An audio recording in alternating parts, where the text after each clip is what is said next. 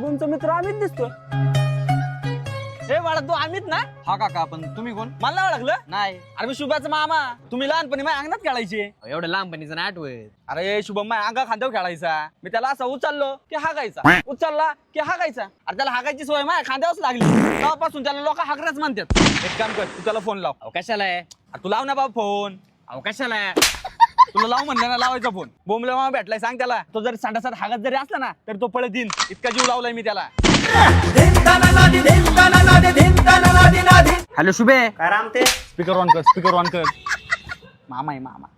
अरे काय नाही, तुझा बोंबले मामा भेटला होता. अयो ते मोगम तुला भेटलं कसं काय? अरे एक नंबरचा फालतू माणूस येतो. मामा म्हणायच्या पण लायकीचा नाही. आहे आमचा मामा, पक्का बेवडा आहे तो. एकदा त्याच्या बायकोनी त्याला मारला आणि त्याच्याच विनय भांगाची केस टाकली. आणि ते इतकं चाटाळे नाही, ते पोरांक पण गांधन बघा ते. त्याच्यानं पण नाही लागू, वयमानाने फार चढवलंय. मामा आहे मी तुझा. आणि तो मामा नाही, भीक मामा आहे, भीक मामा. सारखी याच्या त्याच्या भीक मागत असतो. एवढं जीव लावला. अरे आमच्या त्याला त्याच्याच घरात कोण किंमत देत नाही. अरे ते आमच्या घरी आलं ना, आम्ही त्याला दारात पण उभं नाही करीत, आम्ही डायरेक्ट निघून जातो. आणि ते 5-50 रुपये मागेल, ते मागायच्या आधीच जा निघून. चालते शुभे. ठेव फोन. मला 50 रुपये देऊन गेला असता.